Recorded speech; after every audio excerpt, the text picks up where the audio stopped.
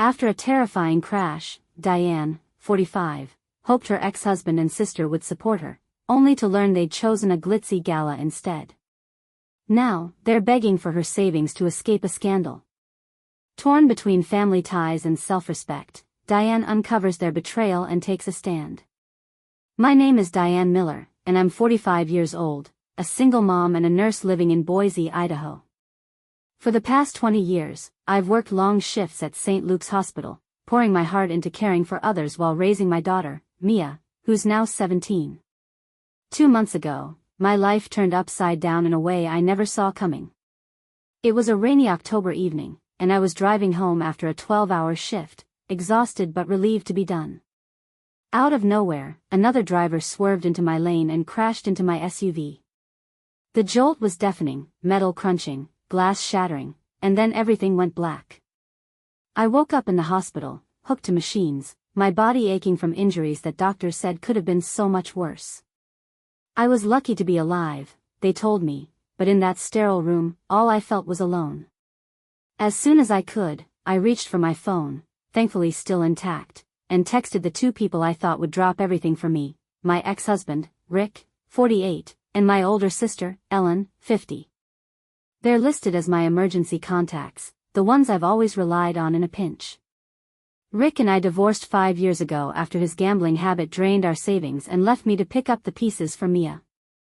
It was a bitter split, but we'd kept a shaky truce for our daughter's sake. Ellen, though, used to be my rock, my big sister who'd bandage my scraped knees as a kid and cheer me on through nursing school. Lately, she'd been distant, chasing her dreams of running a tech startup in Portland, but I figured blood was thicker than ambition. I typed out a simple message: I was in an accident. In the hospital. Please come. Then I waited. Hours turned into days, and my phone stayed silent. The nurses were kind, checking on me between rounds, but every time the door opened, I hoped it'd be Rick or Ellen. It wasn't. By day 3, I was a mess, physically sore, emotionally raw, wondering why they hadn't even called. The hospital staff assured me they'd reached out to both of them right after I was admitted. We spoke to your sister first, one nurse said, and then your ex-husband. They know you're here. That stung worse than the pain in my ribs. They knew, and still, nothing. I kept texting, every few hours, just a line or two, I'm okay, but I'd really like to see you. No response. I tried to make excuses, maybe they were busy, maybe their phones were off, but the silence gnawed at me. Then, on the 4th day, a coworker named Jen stopped by with a cup of coffee she'd snuck in past the rules. She sat by my bed, chatting about work to lift my spirits, when she let something slip. It's wild, isn't it? I saw pics online. Your sister was at some big gala in Portland last night. Looked fancy. I froze. What gala? I asked, my voice tight. Jen pulled out her phone and showed me Ellen, all smiles in a sleek black dress, holding an Entrepreneur of the Year award. And there, right next to her, was Rick, grinning in a suit I didn't even know he owned. My stomach dropped. They weren't just busy, they'd chosen a glitzy party over me, lying in a hospital bed, wondering if I'd ever walk right again. I stared at that photo, my hands shaking. Jen apologized, thinking she'd upset me, but I waved it off. It's fine, I lied. It wasn't fine. Rick and Ellen knew I'd nearly lost everything in that crash, and instead of rushing to my side, or even sending a text, they were clinking champagne glasses 300 miles away. I'd spent years building a life for Mia and me, working overtime to keep us afloat after Rick's mess, and Ellen had watched me struggle without lifting a finger. Now, when I needed them most, they couldn't be bothered. I didn't know whether to cry or scream. All I knew was that something had broken, not just in my body, but in whatever trust I'd clung to with them. Little did I know, that was only the beginning. The hospital released me a week after the crash, and I came home to my small Boise apartment on crutches, still reeling from the sting of Rick and Ellen's absence. My daughter, Mia, had been staying with her Aunt Linda while I recovered, and I couldn't wait to see her, to feel some normalcy again. But every step I took, every wince from the ache in my body, reminded me of those unanswered texts. I'd spent days in that sterile room, staring at my phone, hoping for a sign they cared. Instead, I got silence, followed by that gut-punch photo of them at Ellen's gala. I tried to focus on healing, on being there for Mia, but the hurt festered like an untended wound. A week after I settled back home, I heard a knock at my door. Peering through the peephole, I saw Rick and Ellen standing there, looking out of place in my modest hallway. Rick's face was unshaven, his jacket rumpled like he'd slept in it. Ellen clutched a bouquet of daisies, my favorite, once upon a time, her designer coat draped over her arm. My stomach tightened. I hadn't heard from them since the hospital, and now here they were, uninvited. I opened the door, leaning on my crutches, and didn't bother with a smile. "What do you want?" I asked, my voice flat. Ellen stepped forward first, her expression a mix of nerves and forced warmth. "Diane, we're so sorry we couldn't visit you sooner," she said, holding out the flowers like a peace offering. "Things got complicated." Rick nodded, avoiding my eyes. "Yeah, Dee, it's been a mess. We feel awful." I took the bouquet but didn't invite them in. "Complicated?" I echoed. "I was in the hospital, wondering if I'd make it, and you were too busy sipping champagne to text me back." "That kind of complicated?" Rick shifted his weight, rubbing the back of his neck, a nervous habit I remembered from our marriage. "Look, we didn't mean to leave you hanging," he said. "But we're here now because we need your help." Before I could ask what he meant, Ellen cut in, her voice dropping low. "My business, it's in trouble. Serious financial trouble. We need you to step up, Diane." My brows shot up. Ellen's tech startup had been her pride and joy, the thing she'd poured years into while I worked overtime to keep Mia fed and clothed. Now it was crumbling, and they were turning to me? "How much?" I asked, already dreading the answer. Rick cleared his throat. "Enough to get us through this. Your savings could cover it, maybe push Mia's college fund back a bit." I stared, disbelief washing over me. My savings, $200,000 I'd built up through sleepless nights and skipped vacations, was all I had to secure Mia's future, to make sure she didn't end up scrambling like I had. And they wanted it for, what? To bail out Ellen's mess? "You're kidding," I said, my grip tightening on the crutches. "You ignored me when I needed you most, and now you want my money?" Identifier, Rick and Ellen didn't come. Ellen's voice sharpened. "Don't make this about you, Diane. We're in a bind, and your family. You're supposed to help." I laughed, a bitter, hollow sound that echoed off the walls. "Family? You ditched me for a gala while I was lying in a hospital bed. I could have died, and you didn't even call. Now I'm supposed to hand over everything I've worked for?" Rick stepped closer, his tone pleading. "Mia can wait a little longer, she's young. We're drowning here." That hit me like a slap. Mia, my smart, resilient girl who'd already lost so much when Rick gambled away our stability, wasn't their priority. She never had been. I looked at them, these two people I'd once trusted with my life, and saw strangers. "No," I said, firm and final. "I'm not giving you a dime. You made your choices. Live with them." Ellen's face twisted, a flash of anger breaking through her mask. "You're so selfish," she snapped. "Always jealous of what I've built." Rick held up a hand, like he could calm the storm brewing between us. "Dee, please, just think about it. We'll figure out a way to pay you back." But I was done listening. "Get out," I said, pointing to the door. "Now." They hesitated, exchanging a glance I couldn't read, then turned and left without another word. The door clicked shut, and I sank onto the couch, my heart pounding. I'd stood my ground, but the fight felt far from over. Something told me they'd be back, and I wasn't sure I was ready for what came next. After Rick and Ellen stormed off that day, their words echoed in my head like a bad song on repeat. "You're selfish," Ellen had spat. "We need you," Rick had pleaded. I'd held firm, refusing to hand over my savings, money I'd earned through years of nursing shifts at St. Luke's to give Mia a future, but the encounter left me rattled. Why were they so desperate? They'd ignored me in the hospital, brushed off my crash like it was nothing, yet now they acted like I owed them everything. Something didn't add up, and I couldn't let it go. That night, with Mia still at Linda's and the apartment too quiet, I pulled out my laptop and started digging. I began with Ellen's company website, the one she'd bragged about for years. It was still up, though the latest posts were months old, odd for a thriving startup. Then I found the gala photos Jen had mentioned, buried in a Portland event gallery.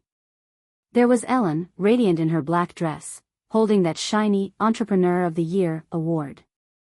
And right beside her, arms slung around her shoulders, was Rick, grinning like he'd won something too. My breath caught. They didn't just look like family celebrating a milestone, they looked close, too close. The way Ellen leaned into him, the way his hand rested on her back, it wasn't how an ex-brother-in-law should stand with his former sister-in-law.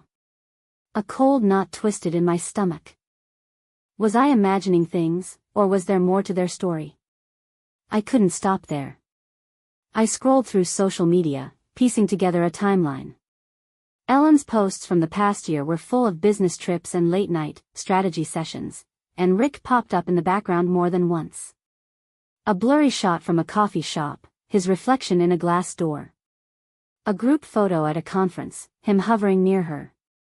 My hands shook as I opened an old email account Rick and I had shared during our marriage, one I hadn't checked in years. Most of it was junk, but then I found it, a string of messages from 2 years ago, Rick forwarding my alimony payments, money meant for Mia, to an account labeled EM Consulting. Ellen Miller. My sister. He'd been funneling cash to her, siphoning off what little I'd fought for in the divorce. The room spun. I called Linda, my sister-in-law, who'd always had a knack for seeing through Rick's lies. "Diane," she said after a long pause, her voice soft but heavy, "I didn't want to be the one to tell you. They've been living together in Portland for months. I heard it from a mutual friend last summer but hoped it wasn't true." I gripped the phone, my throat tight. Living together? As what? Linda sighed. "More than roommates, that's for sure." "I'm so sorry." It hit me like a wave. Rick and Ellen weren't just dodging my hospital calls for a gala. They'd built a whole life together, a secret one, partly on my dime. All those years I'd struggled to rebuild after Rick's gambling tore us apart, Ellen had watched from the sidelines, never offering help. Now I knew why. She'd been too busy taking what was mine, with him. I felt sick, betrayed on a level I couldn't even process. I called Rick's number, my hands trembling with fury. He picked up on the third ring. "Dee, what's up?" he said, casual as ever. "Tell me the truth," I demanded. "Are you and Ellen together? Living together? Using my money?" Silence stretched, then he stammered, "It's not what you think, it's complicated." Ellen grabbed the phone, her voice sharp. "You're paranoid, Diane. Stop digging into things that don't concern you. Help us, or you'll regret it." I laughed, a raw, broken sound. "Regret it? You've been lying to me for years. I'm done." I hung up before they could argue, my heart pounding. They weren't just after my savings to fix Ellen's business. They were covering up a double life, and I'd caught them red-handed. But this wasn't the end. I knew they'd push harder, and I had to decide how far I'd go to protect myself, and Mia, from their mess. The morning after I uncovered Rick and Ellen's secret, I woke up to a dozen missed calls and a string of frantic texts. "We need to talk, Dee. Now. Don't do anything stupid. This isn't over." My phone buzzed again as I sat on the couch, still on crutches, staring at the screen. I'd caught them, Rick living with Ellen, siphoning my alimony to fund her life while they pretended I didn't exist. The betrayal burned, but their desperation told me they were scared. I'd said no to giving them my savings, and now they knew I held the truth that could unravel everything. I wasn't sure what they'd do next, but I braced myself. Around noon, I heard banging on my apartment door, loud, insistent thuds that made my heart jump. Through the peephole, I saw them, Rick, red-faced and pacing, and Ellen, clutching her purse like a lifeline. I took a deep breath, steadied my crutches, and opened the door just enough to face them. "What now?" I asked, keeping my voice cold. Ellen pushed forward, her eyes wild. "We're in over our heads, Diane. Everything's falling apart, and we need you to listen." Rick nodded, his hands shoved in his pockets. "Just hear us out, please." I didn't budge. "You've got 2 minutes." Ellen's voice trembled as she spoke. "The business, it's done. Investors are pulling out, and I can't fix it alone. We thought we could start over, get away from all this, but now we're stuck." Rick cut in, his tone softer but edged with panic. "I helped her, Dee. Signed some things I shouldn't have. If this goes down, I'm in it too." I stared, piecing it together. They'd planned to run, maybe leave Boise, maybe the country, until her company's troubles caught up. My savings were their last-ditch escape hatch. "You thought you'd what?" I said, my voice rising. "Take my money and disappear? After you lied to me, lived together behind my back, used my alimony?" Ellen flinched, but Rick stepped closer, his face pleading. "It wasn't supposed to be like this. We got in too deep, and I'm sorry. But we're still family, Mia's family. Help us, and we'll make it right." That was the breaking point.